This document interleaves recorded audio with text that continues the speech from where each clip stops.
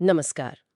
आज हम एक अहम, बहुत ही गहरे और महत्वपूर्ण महाकाव्य की बात करने वाले हैं, जो भारत की आत्मा में बसा है, रामायण। जी, ये सिर्फ एक कहानी नहीं है, बल्कि इसमें नैतिकता है, कर्तव्य है, एक तरह से हमारी संस्कृति का आईना है ये सदियों से। बिल्कुल। और पारंपरिक रूप से देखें तो महर्षि वाल्मीकि की रचना है ये, संस्कृत में। लगभग क्या कहते हैं 24,000 श्लोक। 24,000। हाँ, और 7 कांडों में बटा हुआ है ये पूरा महाकाव्य। और हाँ, तुलसीदास जी की रामचरितमानस जैसे जो क्षेत्रीय संस्करण हैं, उन्होंने तो इसे घर-घर पहुंचा दिया। सही कहा। इसका असर सिर्फ भारत तक ही नहीं है ना? नहीं, नहीं, बिल्कुल नहीं। आप थाईलैंड देखिए, इंडोनेशिया देखिए, दक्षिण पूर्व एशिया में कई जगह इसका प्रभाव दिखता है। अच्छा, तो आज का हमारा इरादा यही है कि इस महाकाव्य की जो मुख्य कहानी है, जो इसके पात्र हैं और जो गहरे संदेश है, उनको थोड़ा समझें। जी, बिल्कुल। तो चलिए शुरू करते हैं बिल्कुल शुरुआत से, बालकांड और अयोध्या कांड से। अयोध्या के राजा दशरथ, उनके 4 बेटे राम, लक्ष्मण, भरत, शत्रुघ्न। हुँ, फिर राम जी का पराक्रम दिखता है, शिव धनुष तोड़ना और सीता जी से विवाह। सब कुछ बिल्कुल सही जा रहा था, है ना? हाँ। राज्याभिषेक की तैयारी हो रही थी। हाँ, सब खुश थे, लेकिन तभी तभी कहानी में वो मोड़ आया, रानी कैकई का वो वरदान मांगना। हाँ, वही 2 वरदान, राम को 14 साल का वनवास और भरत के लिए राजगद्दी। यहीं पर वो धर्म का बड़ा प्रश्न खड़ा हो जाता है। मतलब कर्तव्य, नैतिक रूप से सही क्या है? बिल्कुल, दशरथ जी तो वचन से बंधे थे, पर क्या वो न्याय संगत था? राम ने तो उन्होंने पिता के वचन को ही अपना धर्म माना। और सब कुछ छोड़ दिया, अपना राज्य, अपना सुख। सीता जी और लक्ष्मण जी भी साथ चले गए। हाँ, और राजा दशरथ वो ये दुख सह नहीं पाए, उनका देहांत हो गया। और भरत, जब वो लौटे तो उन्होंने भी सिंहासन नहीं लिया। नहीं, बिल्कुल नहीं। उन्होंने सिंहासन कर राम जी की पादुकाएं रखीं और राजकाज संभाला। ये त्याग और कर्तव्य दोनों भाइयों का अद्भुत है। सही में। लेकिन इस एक वरदान ने कितने जीवन बदल दिए। बिल्कुल, और राम जी का यही त्याग उन्हें मर्यादा पुरुषोत्तम बनाता है। वो आदर्श जिसके लिए उन्होंने अपना व्यक्तिगत सुख छोड़ा। भरत की निष्ठा भी, वो भी कमाल की है। दिखाता है कि धर्म का रास्ता कितना कठिन हो सकता है, खासकर जब परिवार और राजधर्म आमने सामने हो। सही कहा। फिर कहानी आगे बढ़ती है अरण्य कांड में, वन का जीवन। हाँ, ऋषि मुनियों से मिलना, शांतिपूर्ण समय। लेकिन फिर वो शूर्पणखा वाला किस्सा हुआ। जी, और उसके अपमान का बदला लेने के लिए उसका भाई लंका का राजा रावण वो आता है। लेकिन सीधा लड़ने नहीं आया वो। नहीं, छल से। रावण का चरित्र जो है ना, वो बड़ा ही मतलब पेचीदा है। अच्छा, कैसे? देखिए, वो प्रकांड विद्वान था, शिव जी का बहुत बड़ा भक्त, शक्तिशाली, सब कुछ था। लेकिन अहंकार और वासना, उसने उसे अंधा कर दिया था। हम्म। मारीच को सोने का हिरण बनाकर भेजना, फिर खुद साधु के वेश में आकर सीता जी का अपहरण करना, ये दिखाता है कि ज्ञान और शक्ति का गलत इस्तेमाल कैसे हो सकता है। कर्म का सिद्धांत भी यहाँ साफ दिखता है। उसके यही काम उसके विनाश का कारण बने। और जटायु ने रोकने की कोशिश की थी। हाँ, वीर जटायु। उन्होंने रोकने की भरपूर कोशिश की, पर रावण ने उन्हें मार दिया। फिर राम और लक्ष्मण जी सीता जी को ढूंढते हुए किष्किंधा पहुंचते हैं। जी, और वहां उनकी मुलाकात होती है हनुमान जी से और सुग्रीव से। अच्छा, सुग्रीव वाला किस्सा।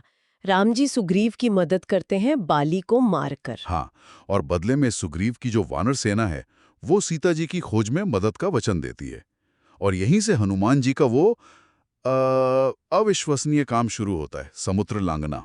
भक्ति, उनकी बुद्धि, उनका पराक्रम, उसी को समर्पित है। उनका लंका जाना, सीता जी को ढूंढना, उन्हें राम जी की अंगूठी देना। और सीता जी से चूड़ामणि लेना, फिर लंका में आग लगा देना, ये सब उनकी अटूट निष्ठा और सेवा का प्रमाण है।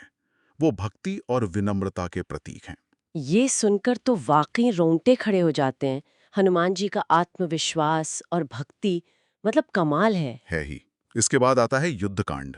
हाँ, राम सेतु का बनना, फिर वानर सेना का लंका पर हमला। कितना भीषण युद्ध रहा होगा वो। बहुत। कुंभकर्ण, मेघनाद, इंद्रजीत जिसे कहते हैं, बड़े बड़े योद्धा मारे गए। और अंत में राम और रावण का वो युद्ध। जी, निर्णायक युद्ध। रावण का भाई विभीषण, जो धर्म के रास्ते पर था, उसने राम जी की मदद की, और राम जी ने रावण का वध किया। बुराई पर अच्छाई की जीत, दशहरा। बिल्कुल, जिसे हम दशहरा के रूप में मनाते हैं। युद्ध के बाद सीता जी मुक्त हुईं, लेकिन फिर उन्हें अग्नि परीक्षा देनी पड़ी। समाज के शक को दूर करने के लिए।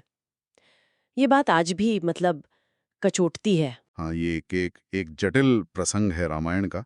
सीता जी की अग्नि परीक्षा को उनकी जो आंतरिक पवित्रता है और समाज के जो लांछन थे, उन पर उनकी एक तरह से आध्यात्मिक विजय के तौर पर भी देखा जाता है। अच्छा। हाँ, अग्निदेव खुद उनकी पवित्रता की गवाही देते हैं। सीता जी का चरित्र यहाँ असाधारण दृढ़ता और सहन शक्ति दिखाता है।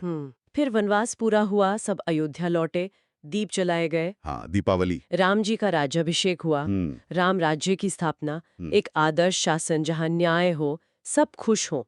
लेकिन कहानी यहाँ खत्म नहीं हुई। नहीं, उत्तरकांड में फिर से एक मुश्किल मोड़ आता है। प्रजा में फिर से कुछ फुसफुसाहट हुए, कुछ संदेह उठे सीता जी को लेकर, और राम जी ने गर्भवती सीता जी को फिर से वन भेज दिया। जी, एक राजा के तौर पर यह फैसला समझना कितना मुश्किल है। ये रामायण का शायद सबसे ज्यादा विवादित हिस्सा माना जाता है। यहाँ ऐसा लगता है कि राजा राम का जो राजधर्म था, वो उनके व्यक्तिगत प्रेम और कर्तव्य पर भारी पड़ गया। ये दिखाता है कि एक आदर्श राजा बनने की राह भी कितनी पीड़ादायक हो सकती है। सीता जी फिर वाल्मीकि आश्रम में रहती हैं, वहीं लवकुश का जन्म होता है। और अंत में जब लवकुश दरबार में रामायण गाते हैं, तब राम जी उन्हें पहचानते हैं। जी, सीता जी को वापस बुलाया जाता है, पर वो दोबारा कोई परीक्षा देने के बजाय धरती माँ की गोद में समा जाती हैं। और कुछ समय बाद राम जी भी सरयू नदी में जल समाधि ले लेते हैं, विष्णु लोक लौट जाते हैं। हाँ, इस तरह ये महाकाव्य अपनी यात्रा पूरी करता है। प्रेम, कर्तव्य, त्याग, संघर्ष, विजय और आखिर में मुक्ति। तो ये रामायण सिर्फ एक पुरानी कहानी भर नहीं है। बिल्कुल नहीं, ये एक जीवित परंपरा है। इसमें जीवन के जो द्वंद्व हैं, सही गलत की जो कश्मकश है, अपना धर्म अपने नैतिक कर्तव्य निभाने की जो चुनौती है, वो सब सामने आता है। सही कहा।